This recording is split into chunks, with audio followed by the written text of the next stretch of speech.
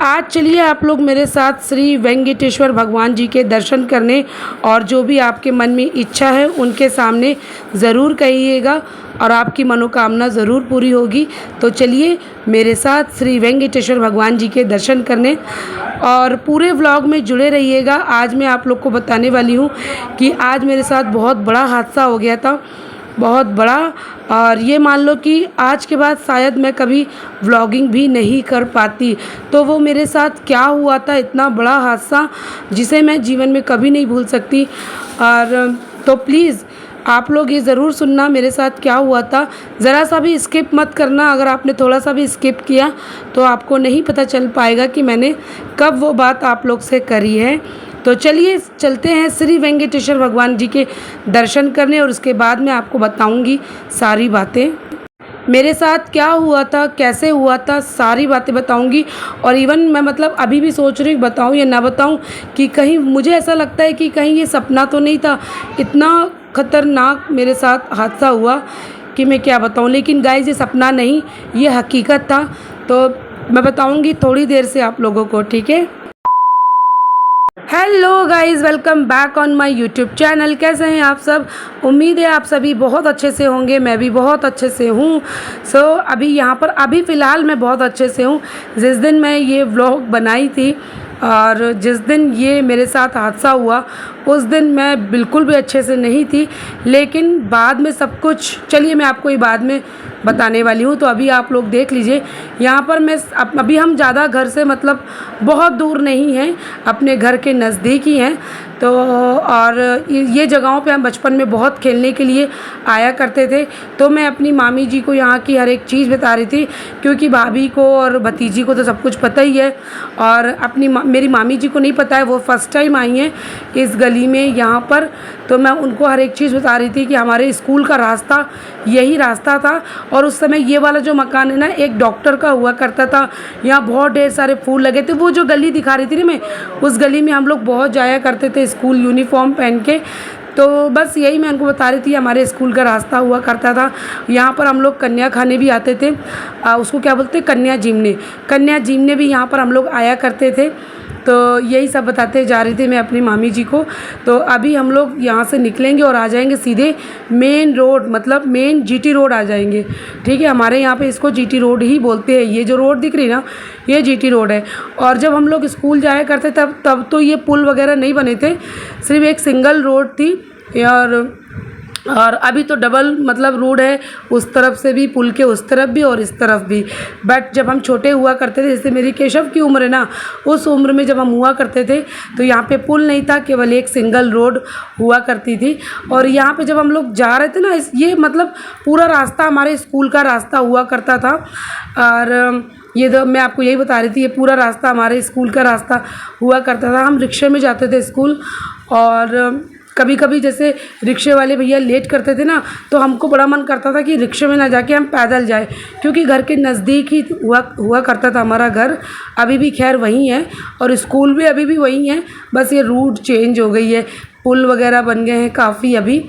तो बस यही, अभी यहाँ पर ना कहीं पे श्री हनुमान चालीसा पढ़ी जा रही है, बहुत तेज़।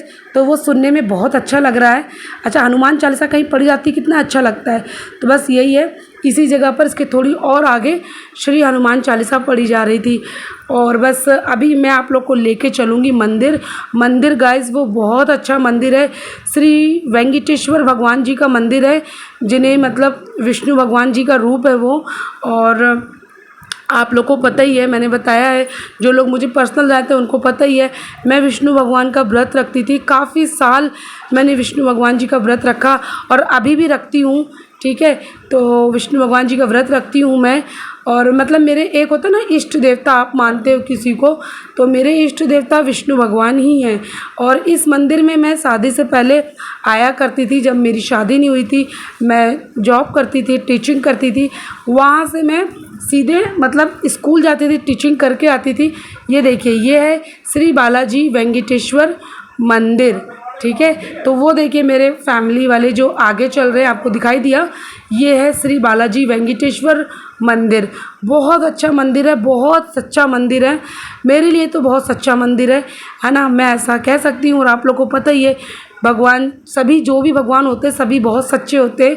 और यहाँ पर 3 मंदिर हैं, आगे दिखाऊंगी मैं कौन कौन से मंदिर हैं। श्री वेंकटेश्वर भगवान की मंदिर तो है ही, और भी मंदिरें हैं। तो यहाँ पर अभी क्या है ना, मैं यही कह रही थी, मैं पहले बहुत आया करती थी, स्कूल जाती थी पढ़ाने, और उसके बाद वहाँ से स्कूल से छूट कर फिर घर जाके नहा कर फिर बाद में मैं अपने व्रत का उद्यापन भी, मतलब मैंने जितने भी व्रत रखे हैं शादी से पहले वो सारे व्रत के उद्यापन, विष्णु भगवान के उद्यापन मैं इसी मंदिर में किया करती थी।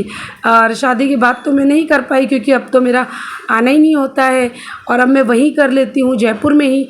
तो यहाँ पर देखिए अभी हम लोग जा रहे हैं मंदिर के अंदर। ऐसा रास्ता है, ये छोटा चक्री वाला रास्ता होता है ना, तो अभी हम आ चुके हैं मंदिर के अंदर।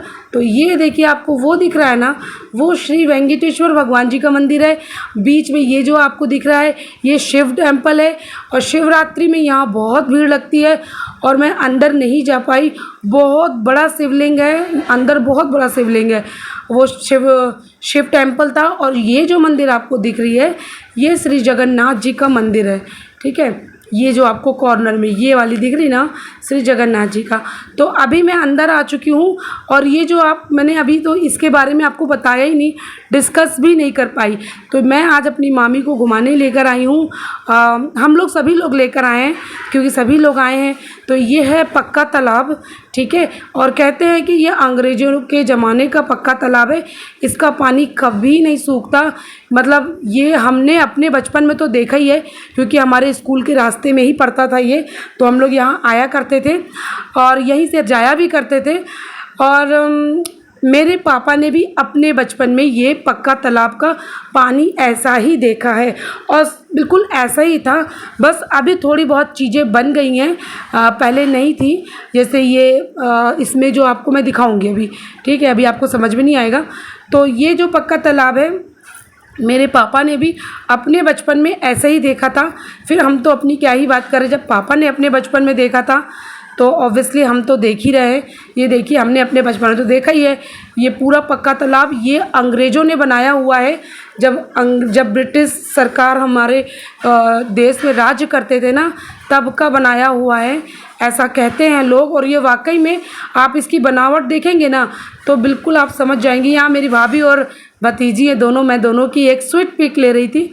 तो ये देखो ये जो पत्थर वगैरह है ना, वाकई में ये बिल्कुल निर्माण अंग्रेज़ों के ज़माने का ही है, अभी ऐसा बिल्कुल भी नहीं बनता है। और इसको पक्का तालाब क्यों बोलते हैं, तो शायद मेरे हिसाब से मुझे लगता है क्योंकि उस ज़माने में, मतलब उस टाइम में हमें कभी भी मतलब कोई भी तालाब कच्चा ही होता था, ठीक है, तालाब होता था कच्चा, लेकिन ये पूरा पक्का है। जैसा आपको दिख रहा है ना, ये बिल्कुल ऐसा ही था। हमारे बचपन में क्या, हमारे पापा के बचपन में भी ये तालाब ऐसा ही पक्का था। तो शायद इसलिए यहाँ के लोकल के लोग, मतलब जैसे हम लोग हैं कानपुर के रहने वाले हैं तो हम यहाँ के लोकल हो गए, ठीक है। तो यहाँ के लोकल के लोग कहने लगे पक्का तालाब, ठीक है। तो इसीलिए इसका नाम पक्का तालाब पड़ गया, और आज भी बहुत दूर दूर तक फेमस है ये पक्का तालाब। और अच्छी बात यह है कि हमारे घर के नज़दीक है, इतना बड़ा पक्का तालाब हमारे घर के नज़दीक है, हमको कोई कन्विंस नहीं करना पड़ता। पैदल डिस्टेंस से आप लोग ने देखा, मैं पैदल आई हूँ, कहीं भी कोई भी हमने कोई कन्विंस नहीं किया है। अच्छा, जो ये आपको रेड रेलिंग दिख रही ना, ये रेड ये अभी बनाई हुई है, ये पहले नहीं थी, ये अभी बनाई है। बाकी इसमें और ये जो रेलिंग दिख रही है स्टील की, ये अभी बनाई हुई है, पहले इसमें रेलिंग भी नहीं बनी थी। और ये फाउंटेन बना दिया गया है, पहले ये भी नहीं था। तो तीन चार निर्माण इसमें हुआ है जो अभी हुआ है, बाकी पहले इसमें ऐसा नहीं था, बाकी पूरा ऐसा ही था। ये सीढ़ियाँ वगैरह, ये पानी वगैरह, और ये जितना बड़ा इसका दिख रहा है ना आपको, ये जितनी बड़ा मतलब है, ये सेम ऐसे ही था। कुछ भी बस 4-5 चीज़ों का निर्माण हुआ है। बाकी देखिए ये आप ईंट देखिए, ये ईंट आपको लगेगी नहीं कि अभी की है। ये देख रहे हैं आप, ईंट अभी की ईंटें है ही नहीं। मैं यहाँ पे सबकी पिक भी लेती जा रही थी। तो आप लोग व्लॉग एंजॉय करो, बाकी मैं आप लोग के साथ तो सारी चीज़ें शेयर कर ही रही हूँ। तो ये जो ईंटें दिख रही हैं ये भी अंग्रेज़ के ज़माने की, मतलब ये पूरा निर्माण तभी का हुआ है। अभी इसमें बस यही रेलिंग वगैरह लग गई। तो क्योंकि अब यहाँ पे लोग ज़्यादा घूमने आने लगे हैं, पहले यहाँ पे घूमने नहीं आते थे क्योंकि ये पूरा डिफेंस एरिया था। तो अभी डिफेंस ने इसको सिविल कर दिया है, तो अब यहाँ पे लोग आने लगे हैं। पहले ये पूरा डिफेंस एरिया था, तो यहाँ बाहर वालों को जल्दी आने नहीं मिलता था। अभी जो डिफेंस वाले हैं उन्होंने अपना अलग कर लिया है, बाकी इसको सिविल में कर दिया। तो सिविल जितने भी हैं वो घूमने आते रहते हैं। तो अभी काफ़ी लोग आने लगे हैं, बच्चे वगैरह आते हैं। शायद इसीलिए ये जो स्टील की रेलिंग दिख रही ना, ये अब बनी हुई है ताकि इससे कुछ बचाव हो सके, रक्षा हो सके। क्योंकि कहते हैं कि जो ये पक्का तालाब है, इसकी गहराई का कोई मतलब माप ही नहीं है। ये कितना गहरा है किसी को नहीं मालूम। इवन पानी तक नहीं सूख रहा है इसका। किस ज़माने का पानी है, अंग्रेज़ों के ज़माने का पानी, लेकिन अभी तक नहीं सूख रहा है। और ये कितना गहरा है किसी को नहीं मालूम, और जो कि ये बहुत गहरा है। और ये देखिए कितना खूबसूरत लग रहा है, ये सारी चीज़ें बहुत खूबसूरत लग रही है। अच्छा, अभी मैं आप लोग को बताती हूँ मेरे साथ क्या हादसा हुआ था। और अभी मेरे साथ यहाँ पे क्या हुआ था, और यहाँ से निकलते निकलते हम लोग को रात हो गई थी।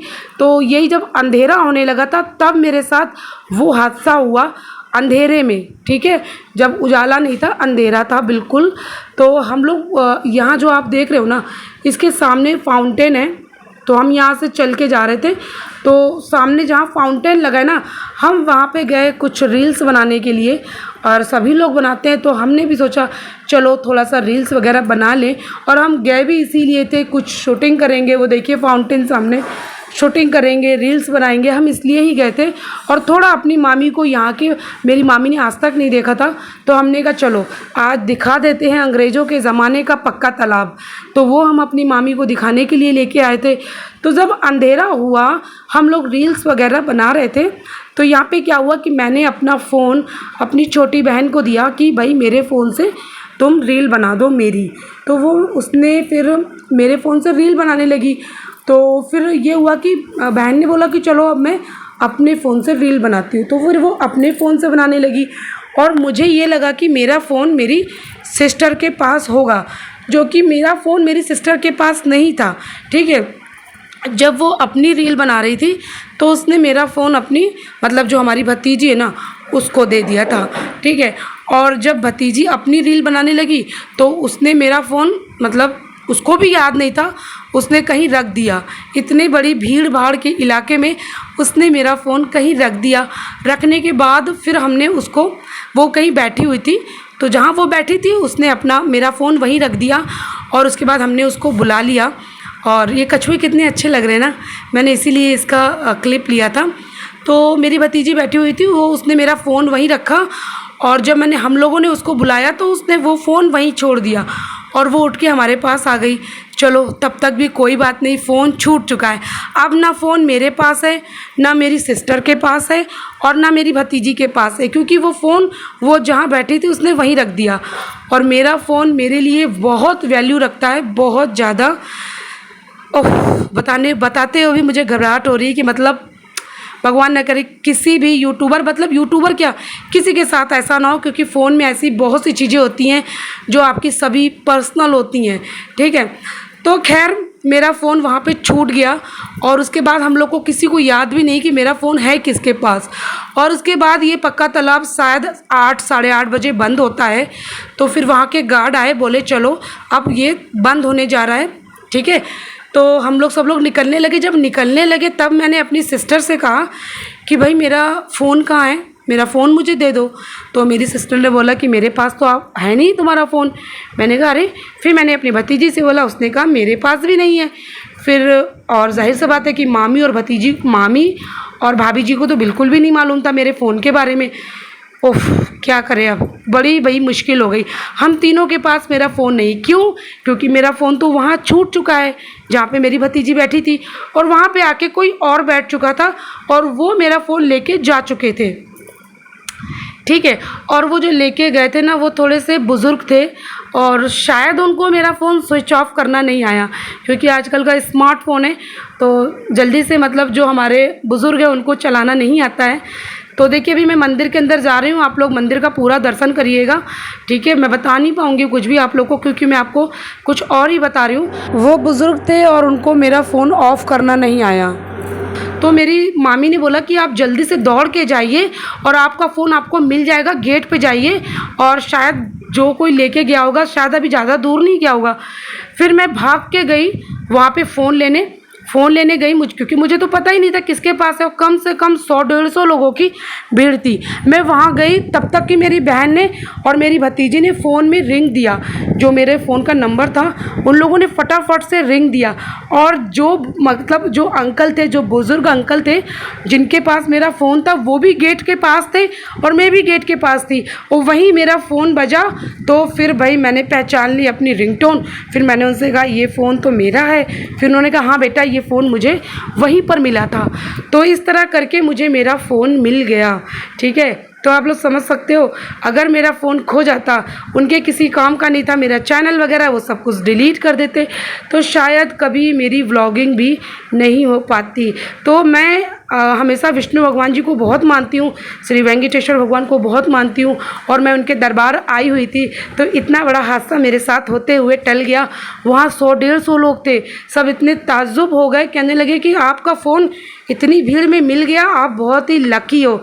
और शायद मैं लकी हूँ कि नहीं मुझे नहीं पता, लेकिन हाँ, भगवान का और मेरे माता पिता का मेरे ऊपर आशीर्वाद ज़रूर है। तो मेरा फ़ोन मुझे मिल गया, और मामी जी को भी बहुत बहुत थैंक यू, जो उन्होंने मुझे समय पे बोला कि आप जल्दी से दौड़ के जाइए, आपका फ़ोन आपको ज़रूर मिल जाएगा। और मुझे फ़ोन खोने का उतना दुख नहीं था जितना दुख मुझे अपने चैनल का था।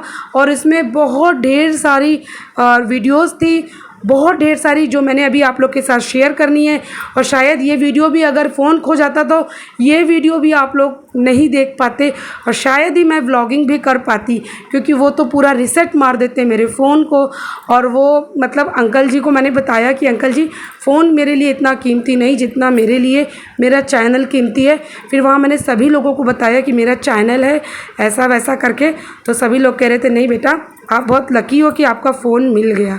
तो बस यही था मेरे साथ जो हादसा हुआ। और यहाँ पे पूजा वगैरह सब हो चुकी है, मैं आप लोग को कुछ भी सुना नहीं पाई, सॉरी गाइज़।